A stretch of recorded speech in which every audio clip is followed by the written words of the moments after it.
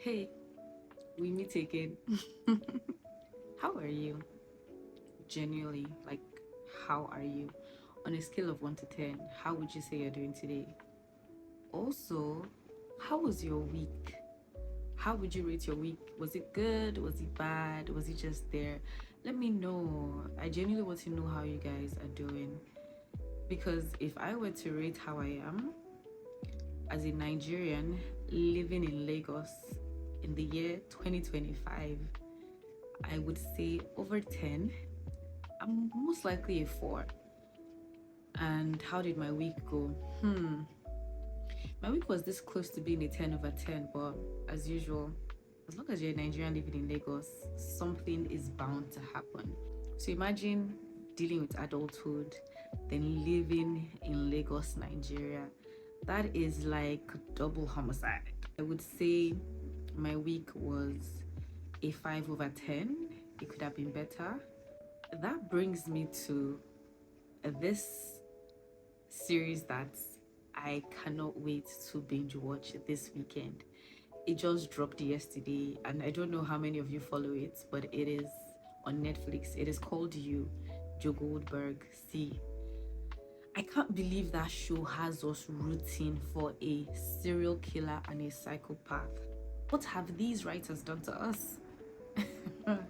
Because I cannot believe how much I am looking forward to watching what Joe Goldberg does in this new season. I cannot wait to also discuss it with my friends and people that I know follow this show religiously. So I will try to shadow Joe Goldberg's accent or whichever woman he decides to murder this time around. That aside, I wanted to share a couple of things with you that I know I haven't, and it is quite unfair to say that I am taking you on a journey and I am still holding back on certain things. I had to take a deep breath because vulnerability is not easy, and having to open yourself up to people to critique, to make fun of you, and to also praise you, it's not easy, and it takes a certain level of courage and strength.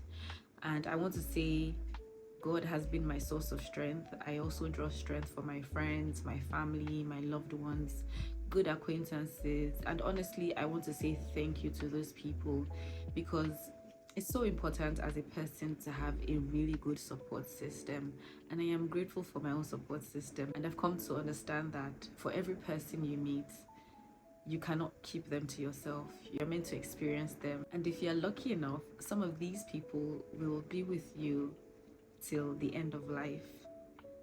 So yeah, I just wanted to say thank you to my support system. A couple of things that I wanted to share is that at some point, I used to work at Pulse.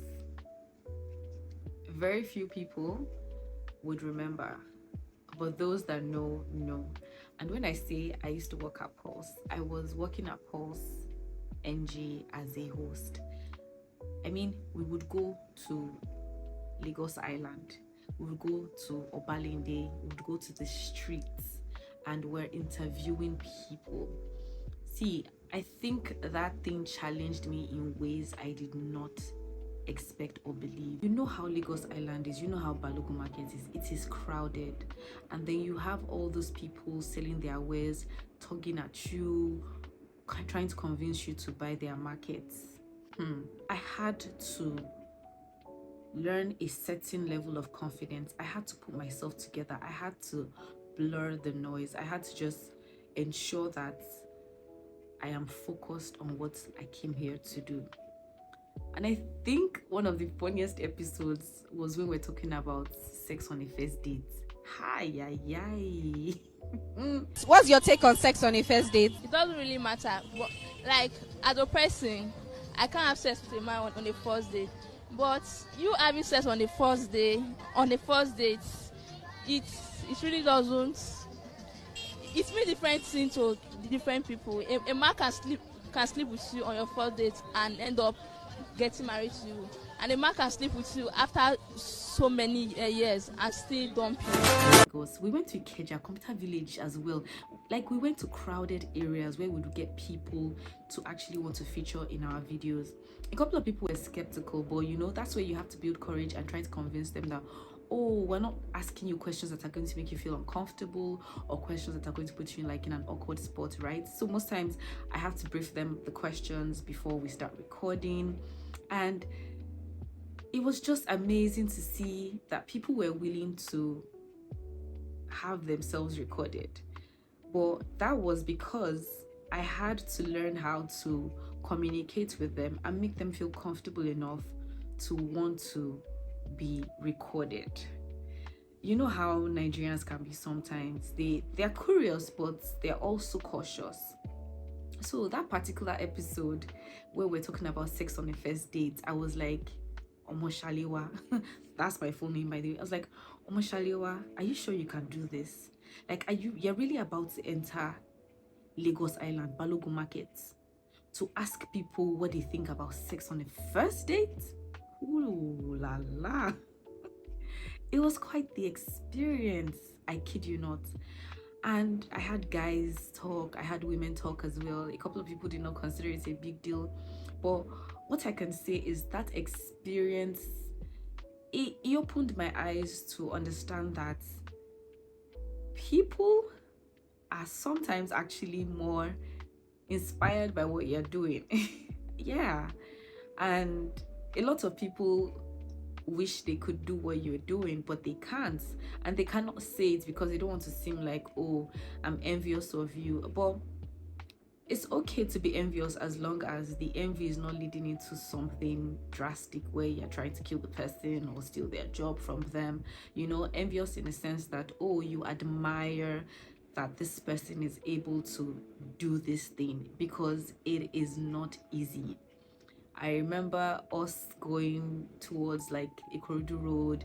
I was interviewing people about the election back then, Ambode, Sanwo-Olu. Sir, Ambode or Sanwo-Olu? Good afternoon. Ambode or Sanwo-Olu? Ambode. It was just so different, you know, because the type of hosting that I was familiar with was red carpet, black carpet, or doing one-on-one interviews in like small enclosed spaces. But working at Pulse Nigeria, I was dealing with a large number of people. I was dealing with crowd. I was dealing with people in a setting that I could not predict what would happen next. You know how in Lagos, before you know it, anything can happen, people are running helter-skelter. That was the kind of situation I was in. Like, person fit carry me, they fit kidnap me. But they didn't. Because people sometimes are very skeptical when they see news outlets coming to like do interviews and whatnot. But at that point in time, it was exhilarating. And then we would do karaoke on the street too. What's up? On this episode of Street Karaoke, I have on my playlist Yeah by Burna Boy, Askamaya by Tenny, Sholay by Shunt Hazel, and don't forget Kana by Olamide. Surely. I am really grateful for these experiences because it has helped shape my confidence. It has helped improve my communication skills. Like, now I can say it is quite easy for me to go on the streets of Lagos right now and convince or persuade someone to let me record them. And do you know how empowering that is, that you've been able as a person to build that level of confidence where if you take your camera and you put it in someone's face, they're going to indulge you and they're going to answer your questions. Yeah, working at Pulse NG did that for me, and it was quite the experience, I'm not gonna lie. You're probably asking me, what is the correlation between working at Pulse and me being a professional voiceover artist? Let me tell you something. When you're recording a script sometimes, and you have to act out your character, there might be a bunch of people there. And for some people that are timid, that are shy and cannot be themselves where a lot of people are, it is definitely going to affect your script, because you will not be able to put your 100, because you are now self-conscious, you are aware that there are people around, and then before you know it, you're not able to fully express yourself as a voiceover artist.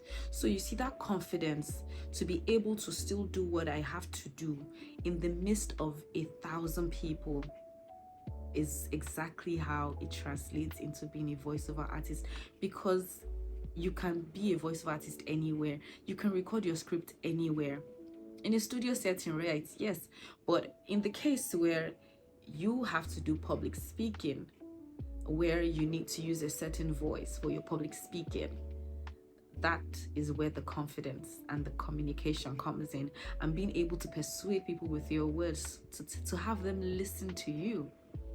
That is where it comes in. So working at Pulse was amazing. Now, as a voiceover artist, yeah, it is sweet to get into character, to express yourself, to have confidence. However, in this line of business that we're doing, this field of ours, if you're not working directly with the clients and there's like an agency serving as the middleman, I just want to let you know that there's something called delayed payments. Yes, it is crazy that that is still happening, but as long as you're not dealing with the clients directly and you're going through agencies, you're definitely going to experience delayed payments at some point in time. So if you want to be able to get your money up front, or at least a certain percentage, make sure that you're dealing with clients directly more often than not, because if you're dealing with agencies, there's protocol, there are so many rules and regulations, and sometimes it would just drag along, and these payments can delay for as long as 3 to 6 months to 1 year. As I'm talking to you, I still have payments that are pending. And it's important that you have your contracts written together, you have your rate card put together, and you're able to make sure nobody is paying you less than what you deserve or what you're worth as a voiceover artist. So I hope with these little few points of mine, you've been able to pick 1 or 2 things that might help you on your journey to being a voiceover artist. I still promised you guys a video, I haven't forgotten. Please recommend movies and cartoons for me in the comment section. It would mean a lot to me. I'll see you in the next episode. Do not go anywhere. It is still your girl, your favorite yappa, your favorite voiceover artist, Sally, or Q Sally B, as most people like to call me. Mwah.